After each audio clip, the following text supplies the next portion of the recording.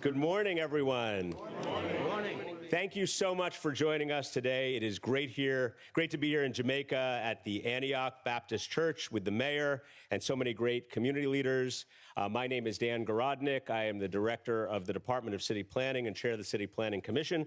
I want to thank Pastor Mitchell for welcoming us here today. Please join me in offering him a big thanks. Pastor, we know you did a lot to make today happen. We really, really appreciate everything you did. And of course, our members of the administration who are joining us this morning, we have Adolfo Carrion, who is the Commissioner of the Department of Housing, Preservation, and Development. Thank you, Commissioner. Pastor Gil Monrose, who is the Executive Director of the Office of Faith-Based and Community Partnerships. Thank you, Pastor. Some elected officials, the Borough President of the great Borough of Queens, my friend Donovan Richards. And another former colleague of mine and the great state senator, Leroy Comrie. Yeah. Joining us in a moment will be Assemblymember Vivian Cook. Thank you, Assemblymember, in advance. And of course, we are joined by Pastor Mitchell. We appreciate him very much. And Assemblymember Jennifer Rajkumar is here. Thank you, Assemblymember. Now, just to kick this off, I'm sure I don't have to tell you all that we have a housing crisis in New York City. And we're here today to talk about a generational proposal to solve that crisis. City of Yes for housing opportunity.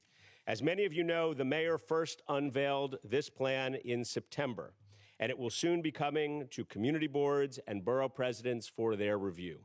But today, we're here to talk about one particular aspect of that plan, how it will help faith-based organizations and community leaders. So, without further ado, I am deeply honored to introduce the 110th mayor of New York City, Mayor Eric Adams.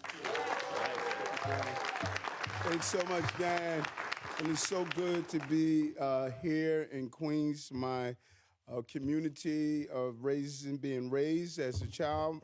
Our family house is still on 167th Street between 111th Avenue and Sayers Avenue. And during our campaign earlier this week, we announced an ambitious move towards paying over 800,000 human service workers, majority are women of color, and a large, substantial number, majority are people of color, substantial number are women of color, and we're paying them the salaries they deserve. And this is in alignment when you do an analysis of what I promised when I was campaigning. I had a list of items that we were going to check off, and we are just going to allow folks to see the things we ran on, the things that we produce, everything from dyslexia screening to bringing down crime to raising earned income tax credit to giving NYCHA residents the free broadband, high-speed broadband, to making sure people are able to find housing, and to have amazing partnerships. I cannot say enough about Senator Comrie, right from your hood, and what he has done up in Albany in the Senate, and what has been taking place with the ever-presence of Assemblywoman Jennifer Rajkumar as she deals with these tough issues, like the two of them dealing with the cannabis issue. You are tired of these weed shops opening up all over your community. These are the two pioneers that have been pushing forward. And no one has coined the phrase better than the borough president, Donovan Richards. Queens gets the money. You know, he has been pushing through projects of building and housing in his district over and over again. But this is probably one of the most important parts of our initiatives. Pastor Monroe, who was with me in the Brooklyn Borough President's office, we attempted to get the former mayor to be engaged with our houses of worship. Because many of the problems that we're facing, our houses of worship, they're already addressing the problems. You know the housing crisis long before it is on the front burner because you hear from your parishioners. You know the problems around gun violence because you are at the funerals. You are in the hospitals talking to the loved ones who are victims. You know the victims of domestic violence, mental health crisis. Our faith-based leaders were talking about we needed to do something about mental health crises for years, and no one was listening. This administration, with the creation of our faith-based office that we started in the Brooklyn Borough Hall and brought over to City Hall, Pastor Morose has been a real pioneer. He just took a delegation of clergy leaders to Washington to talk about the migrant and asylum crisis. At the foundation of what we do is our faith-based community. I am just clearly focused on how do we continue to listen, engage, support, and use our faith-based community to do the things that you have been doing so long. Everything I do is rooted in faith. You cannot, in all of our faith books, you cannot open a page in the Bible and not see some type of conflict was going on. You know, from Jesus being homeless to destructions of cities, to wars, to violence. But every time you read, there's everything at the foundation of that, and faith. Faith over fear. And if you are not a fearless leader that's rooted in faith, you are not going to get through these crises that we're facing. So every day I wake up with a clear North Star, faith over fear. No distractions, stay focused, and grind. That's all we do. You know? So this is an exciting day for us, and it's only the beginning. And, Dan has done an amazing job, former city councilman, now in charge of city planning. He has just brought a level of creativity and expertise. We have had a racist, discriminatory housing policy in this city where we created these building and zoning rules that prevented people from building. And certain communities have no affordable housing, none whatsoever. And just the other day, hats off to Julie Menon, the city councilwoman, did the first mandatory inclusionary housing in her district. So if you have access to good food, access to good schools, access to good hospitals, access to good transportation, you should have the most housing. You should be allowing people to build in your community so we can all benefit from the prosperity of it. And all of us know we've all struggled to send our children away to school. Our babies are coming back home and can't afford to live in the city. They're coming back home and they're leaving the city to go live somewhere else because they can't afford to live here. If we start building a little in every community, then our children can stay here and be part of the city. This can't be a city of just for the affluent and not for every New Yorker. So we're doing our part. Raise the wages of 320,000 employees. 94% of our union employees have good, solid contracts where they can afford to live in the city. We're doing everything we can do, but we have an inventory problem. We have 1.4% vacancy in the city. 1.4% vacancy.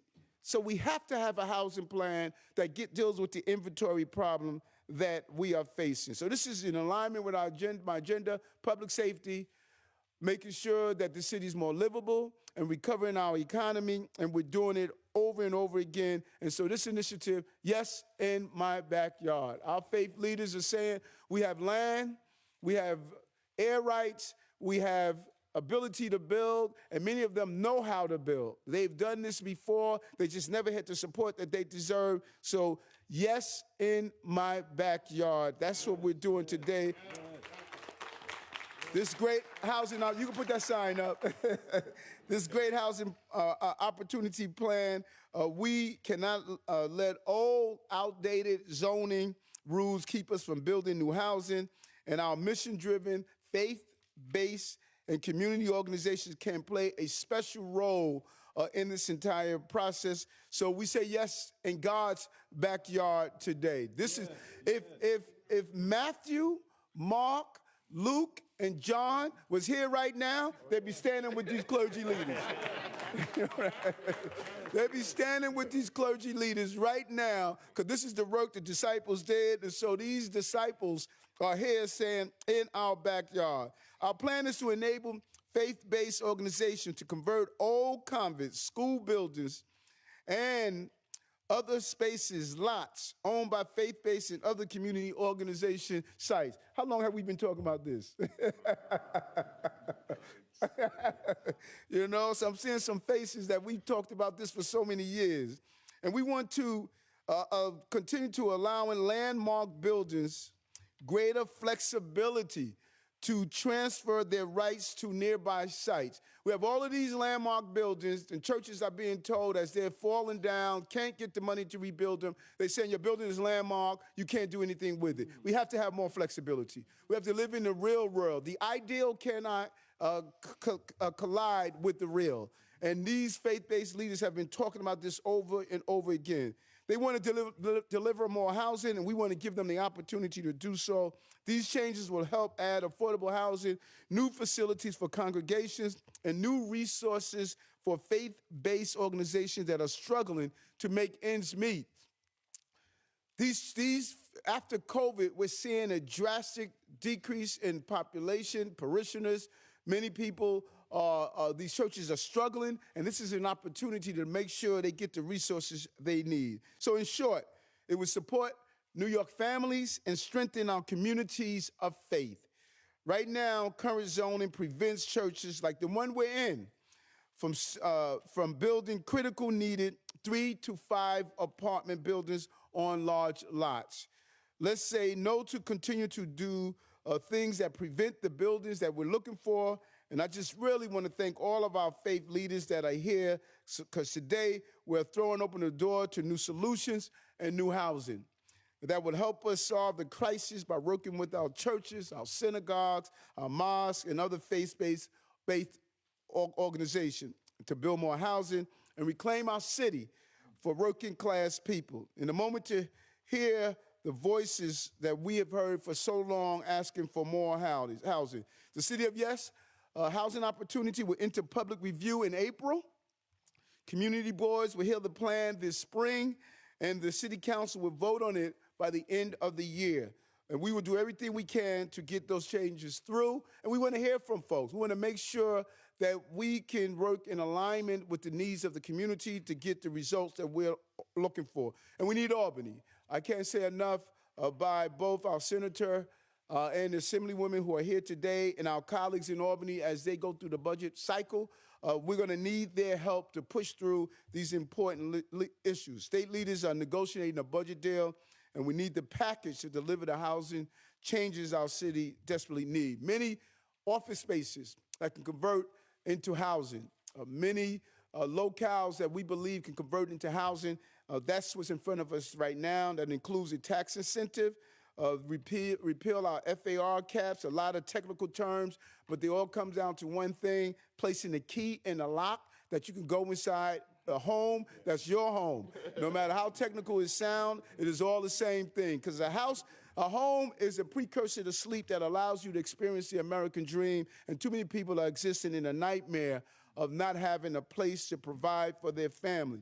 So we need Albany to assist us in this faith-based Affordable Housing Act. This is a fight for the soul of our city. So it's only fitting that we're here among the good shepherds. You would never be a good shepherd if you don't know the needs of the sheep. And that is what we're doing today. We are the shepherds that is shepherding forward a real housing plan. And this is in alignment with what Dr. King fought for so many years, and it's a continuation of that. He called on discriminatory practices by landlords and realtors that kept Black Americans out of certain neighborhoods, which is present here today. That's what this building building by faith initiative that we're doing. It was King who advocated for the Fair Housing Act that came through our national leadership. The landmark legislation was finally passed by Congress the week after he was assassinated. It took his death before they realized that we had to do. So the movement of that bullet may have stopped physically, but emotionally is still ripping apart the decades and decades of how we have failed in housing. And today we're saying we're putting an end to that. I cannot thank these leaders enough for what they are doing on so many levels. Our faith-based leaders have held up what we need in this city in every aspect. We've called on you and you have responded. And I want to personally say thank you. Continue to lift us up in prayer as we navigate the roads that are in front of us. But everything is possible in the eyes of God. No matter how many weapons that are formed against us, they will never prosper. God never said there won't be any weapons. He just said it won't prosper. You know, and the only way it won't prosper is for us to continue to have faith.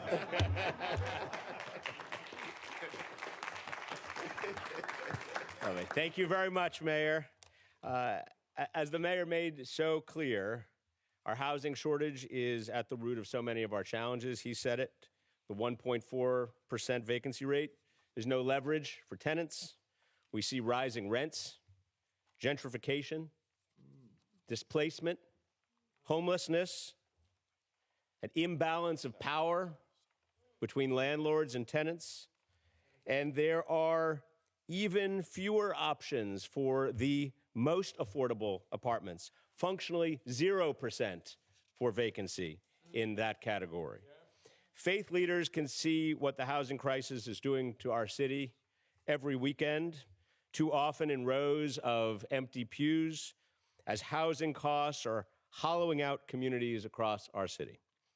Lifelong New Yorkers are being forced out of their neighborhoods because there are not enough housing options for them.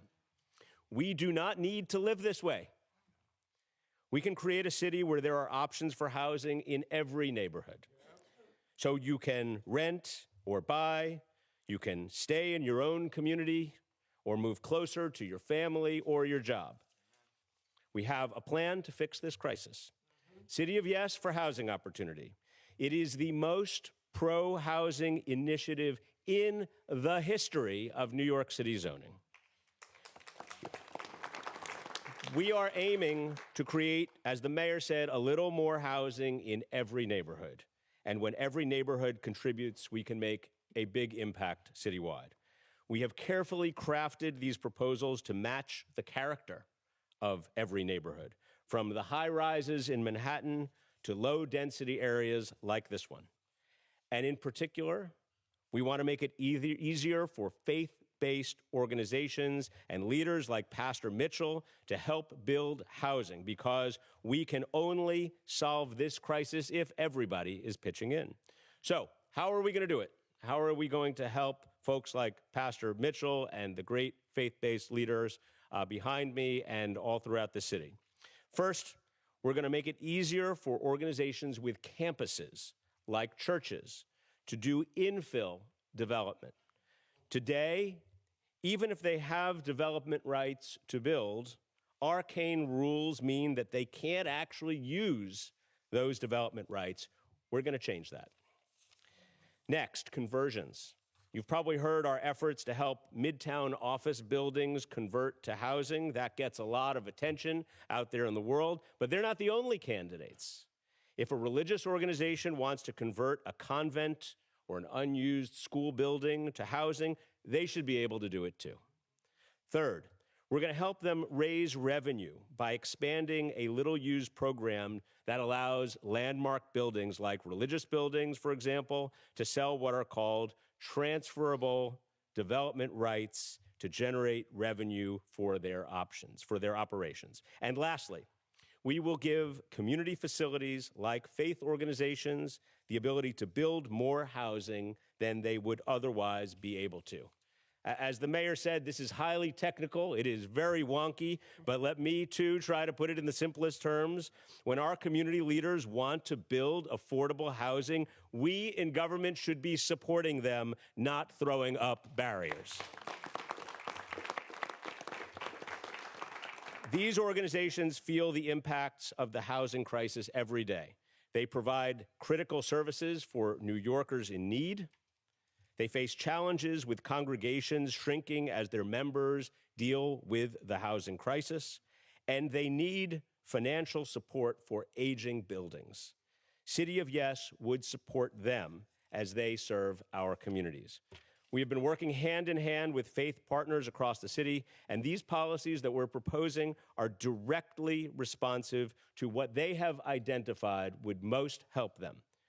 Now, to be clear about how this works legally, all of these policies have wide-ranging benefits for all sorts of stakeholders. We are highlighting particular moves that would help faith-based organizations, but they're part of an important plan, and it will get a vote at the City Council, as the mayor noted, before the end of the year.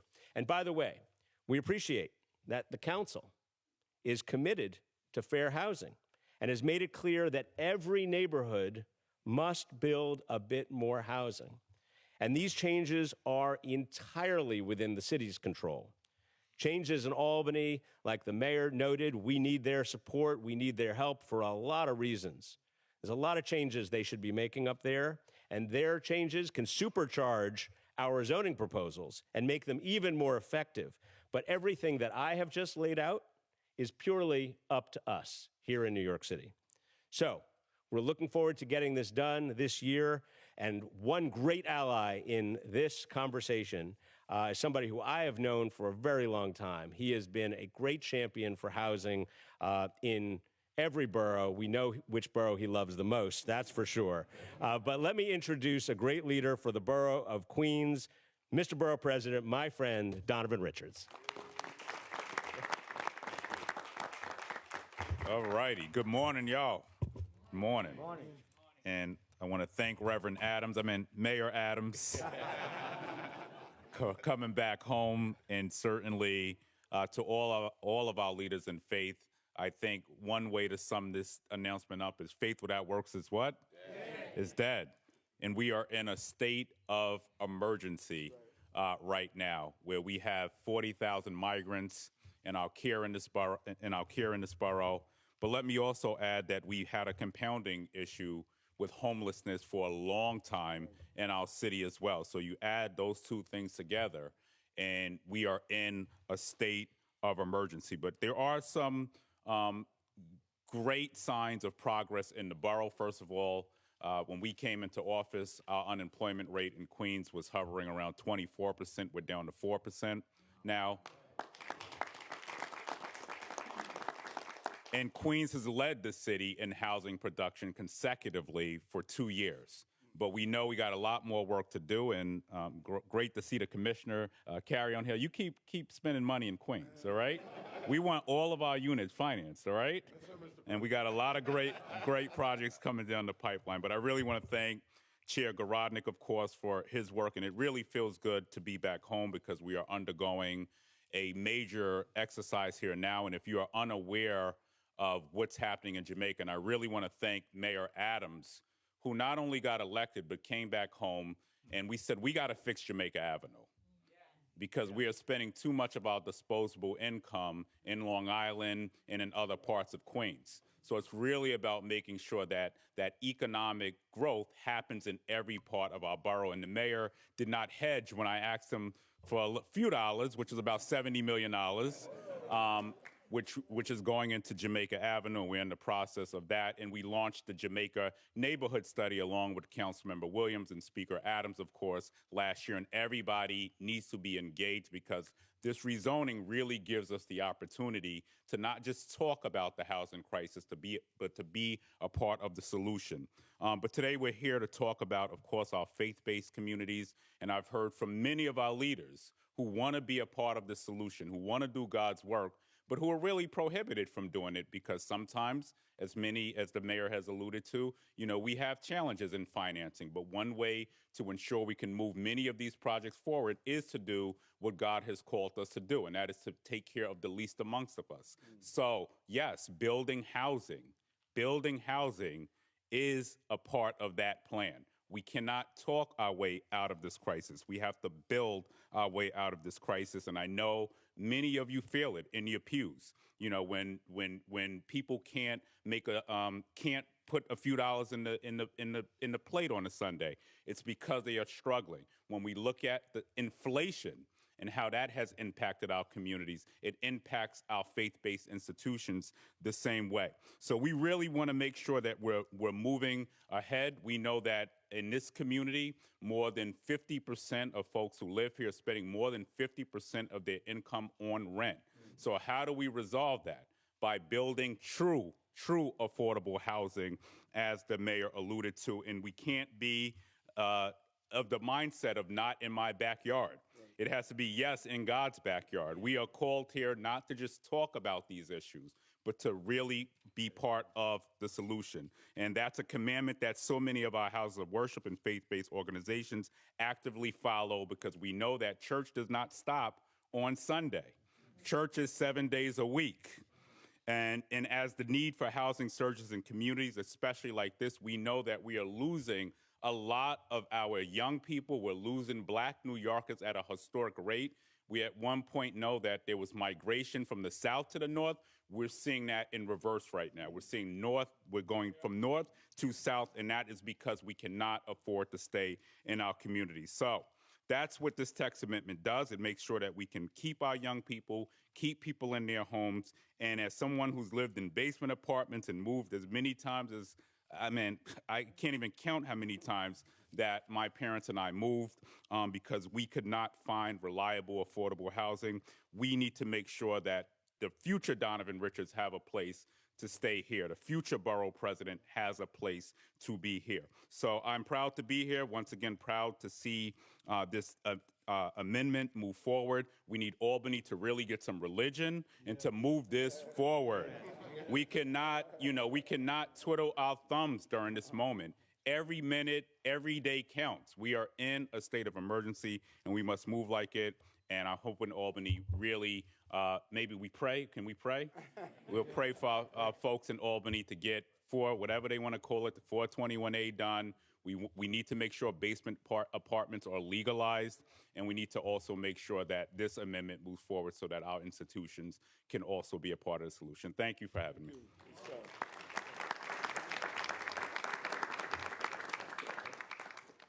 Thank you very much, Mr. Borough President. Next up, we have a longtime community leader and our host today in this beautiful space here at Antioch Baptist Church. Is a leader who has experience in housing development and services, and who has seen how this community has been impacted by the housing crisis, and has been, and we know will continue to be, an amazing partner in our work to address this crisis. Please join me in thanking again and welcoming to the podium Pastor Timothy Mitchell. Thank you.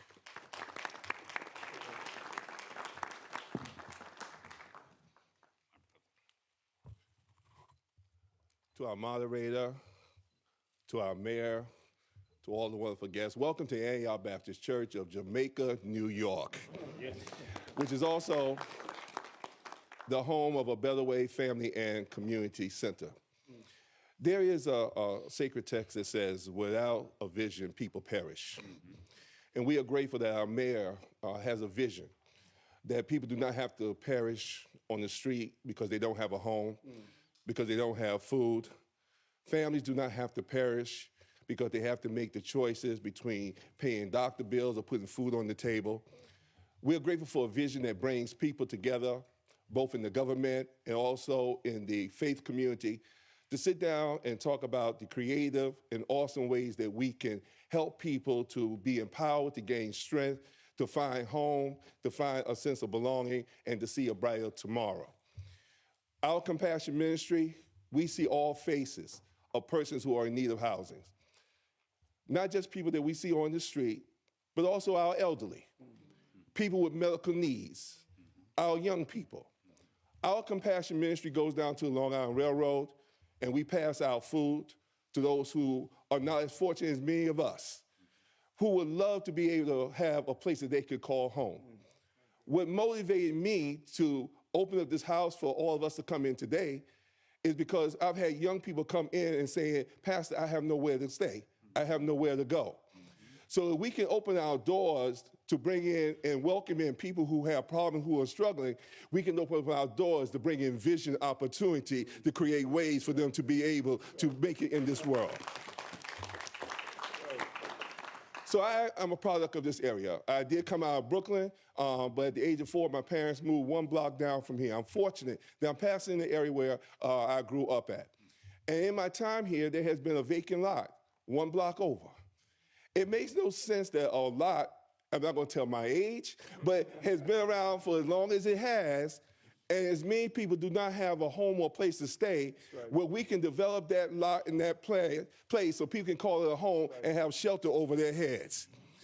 It is a wonderful opportunity that we who are in the faith community can sit down with government, because many of us may not have the experience or the technical know-how or the resources. And why go into a situation where we may violate this and get summonses here and all these kinds of situations where we can do it the right way, the first way, and go out and create something that everybody can be proud of. I know this can work because this is something that I do, that take place in Manhattan. A low-income housing program that was started by American Baptist churches shows that government and faith communities can come together to make it work. Without a vision, people perish. But Mayor Adams has brought a vision, and people do not have to perish as long as we bring our resources together and do it for the betterment of other people. So thank you for all coming. Thank you for the vision, Mayor. Thank you for all who are here. It's an honor and privilege to serve, because that's what it's all about. If I can help somebody as I travel along this way, then my living is not in vain.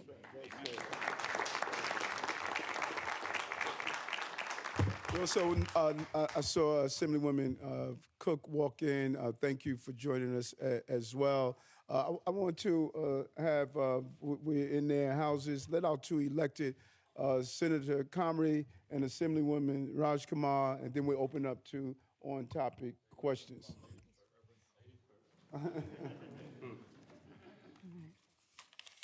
Well, good afternoon. Good afternoon. And I think the leader of this church said it best, but I will say that I am reminded of the words of the Bible that, is it not to share your food with the hungry? Yes. And provide the poor wanderer with shelter? Yeah. When you see the naked, to clothe them, and not to turn away from your own flesh and blood. This is about our divine mandate, to care for those in need. And that is why today we are launching this, Yes, in God's Backyard. Let us also remember the parable of the Good Samaritan, who went above and beyond to provide shelter to a stranger. When there is a crisis, the faith community of our city rises to the challenge. Whether it is a church, synagogue, mosque, Sikh Gurdwara, or Hindu temple, that's what they do.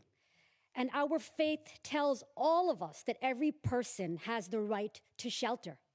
Our faith tells us that every New Yorker has a right to a home. And right now, there are simply not enough homes. New housing construction is actually not even keeping pace with the population growth.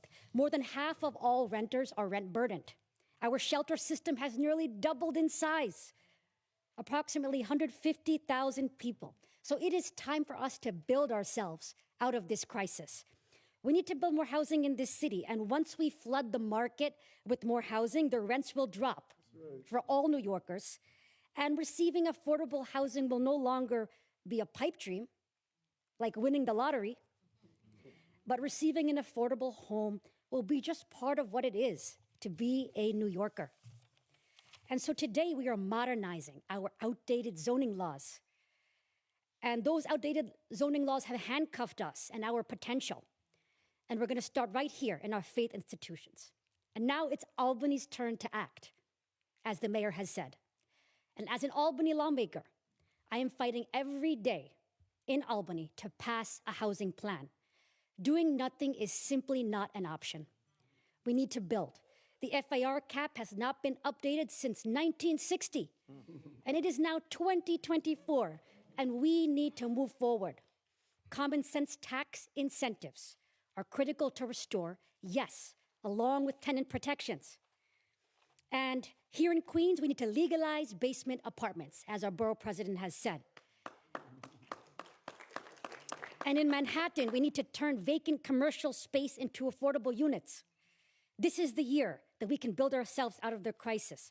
And we have now just about 1 week to pass a housing plan in the state budget. So let's get it done. So Mayor Adams, thank you for leading this initiative.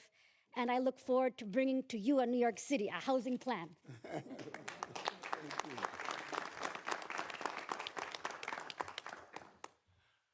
Good morning, everybody. Good morning.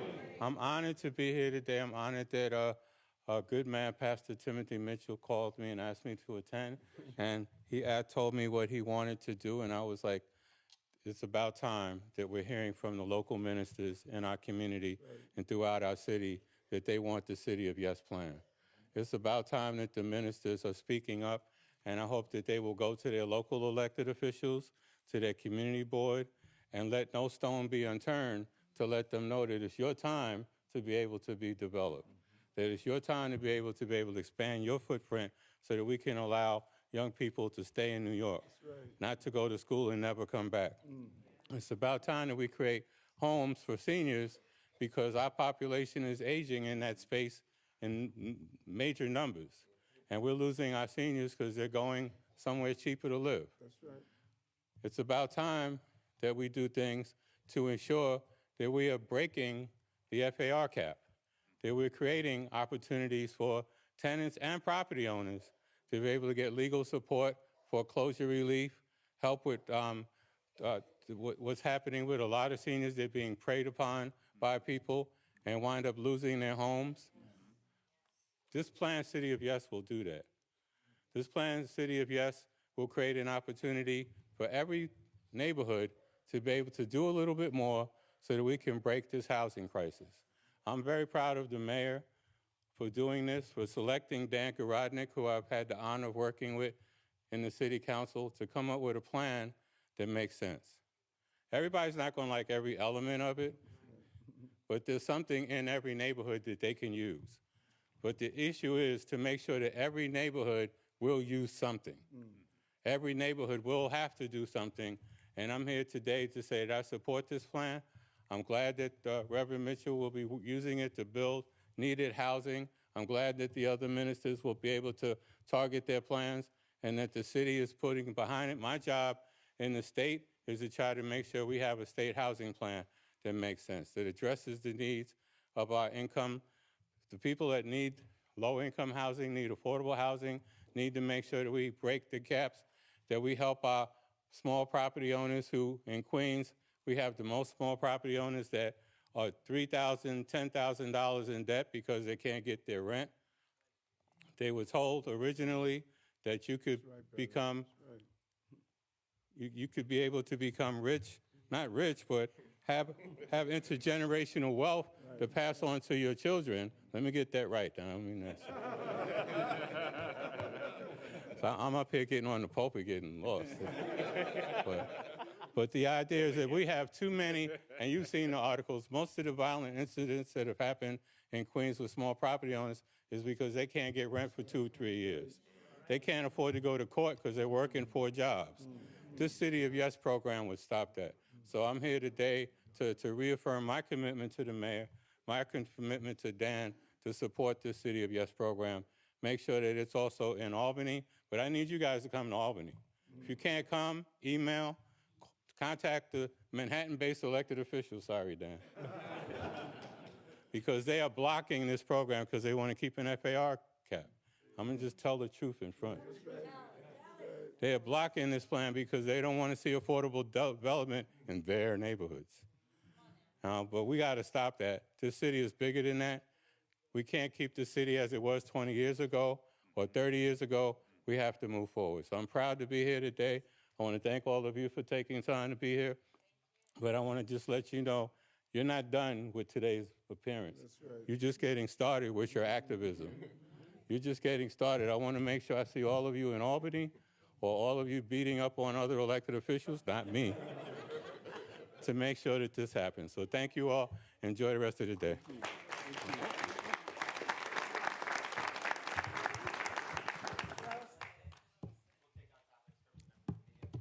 Hi, Mr. Mayor. How are you? Good. I'm all the way in Jamaica, Queens. We love it. Come back. I have a couple questions for you, or anybody from your administration who can answer.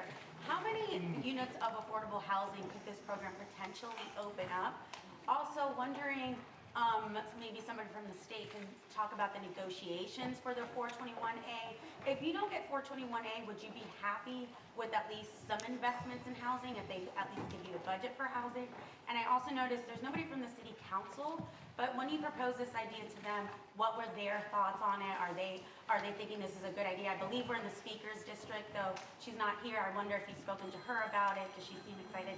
And final thing, just because so many people brought it up, the migrant crisis. You're headed to the southern border on Saturday. Can you just talk about that trip? Well, thank you. And Dan will go into the number of housing. The city council members have made it clear. They want to hear from the constituents. They want the constituents, as the senator really raised. This is a moment where it's not just what we want as an administration, but to hear from, Pastor Mitchell, Bishop Riley. Bishop Riley has an unbelievable piece of property in his connected to his church. And so it is our job to do this. It's our job to show that this is something that everyday people are saying it's time to address the housing crisis. And the city council is going to deliberate, and many of our partners there are willing to say that this is something we need to do, but let's hear from the people. And, what is really comforting for me is the role of our borough presidents, both Borough President Richards, Borough President Reynoso. Their energy around housing is really what is needed. So we want a grassroots effort, and the city council is going to do their deliberation. We got to get to our community boards. We have to get to our block associations and let them not be fearful of what the city of yes means. The city of yes means that your children, your families, our older adults can age in place. It's about building a small amount of housing all over the city. Do you want to go over to the? Sure, yeah. So we're just finishing our environmental review of this proposal before we refer it out to community boards and borough presidents. We are estimating that over 15 years, the plan would create 100,000 units of housing. But of course, we're making zoning changes. Zoning changes live on. We're looking backwards now to things which were done in 1961. We should be looking forward to the impact that this will have not just over 15 years, but over the next 60 to 80 years. These are really important changes for us to be making to break down the barriers that have existed for too long in New York City. And as it relates to the City Council, I will just note that we have been really encouraged by the fact that the Council and the Speaker have been very clear about their desire to set goals and targets across the entire city. They passed a bill to do just that last year.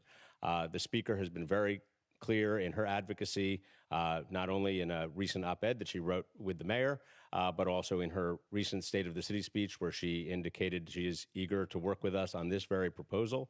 And of course, council members recognize the moment that we are in. I think that people are beginning to really see the human cost of lack of housing supply. You can't run away from 1.41% on a vacancy rate.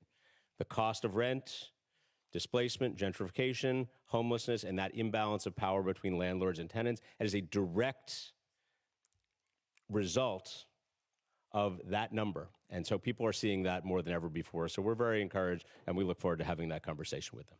And then negotiations in Albany about 421A, can you give an update on that? What I've learned from being an elected in Albany is that you talk too much, you blow it up. It's about letting Albany do the things that they do. Let them deliberate. We are days away from the budget. And I've learned that if you allow them to do what they do, we continue to walk away with the victories we have been able to get. We have been able to get just unprecedented level of support from Albany, everything from raising the earned income tax credit, decreasing the cost of child care, NYCHA land trust. I could just go through the list, and it's the best thing you could do. Let them do their thing. They're in Albany, I'm here in New York, and they're going to, the leaders up there is going to make their announcement as they deliberate. The trip to the southern border, the press team will go over that. But I am just really pleased with the national leaders who have looked at New York, traveled here, witnessed what we have done, and stated that there is no other municipality in the country that's doing what New York City is doing. We should be really pleased as New Yorkers. I know this is difficult. I know it's challenging for all of us, but we stepped up. And 180,000 people coming into our city, not the support we should get from the national government like we deserve. We stepped up. And it's not only what we have done as an administration, but the number of churches that have stepped up, the number of everyday New Yorkers that are delivering clothing and food. We have stepped up as a city. And history is going to be kind on New York. And so we were invited down to communicate with national leaders that traveled here. And so what we have done. When you're going through a crisis, you don't really have the privilege or the benefit of really acknowledging what you've done in the crisis. But trust me, New Yorkers, when people look back on this moment, they're going to realize that we were not only good worshipers, we were good practitioners. It's easy to worship, but it's challenging sometimes to practice when you're dealing with the discomfort of 180,000 people in your city. So the press team, Charles and the team will tell you, give you the full itinerary. It's going to be a quick one-day trip. We're going down, and we're going to come back on Monday. So you're blinking eye, you're not going to miss me. I'll be back here. Mayor, what is the plan to make the basement legal and safe to live on? Now, that's the goal, and this is a very sensitive topic in Queens, but we're going to, there's a deal to be made. What Queensites don't want, they don't want illegal settings. They don't want to all of a sudden open their door and see someone built an entire house in the backyard of the house next to them. And that is part of the conversation, part of the negotiation, because we want to get it right. As Dan pointed out, each part is catered to the community. And Queens is an unbelievable area where you have a lot of working class people. You probably have the greatest number of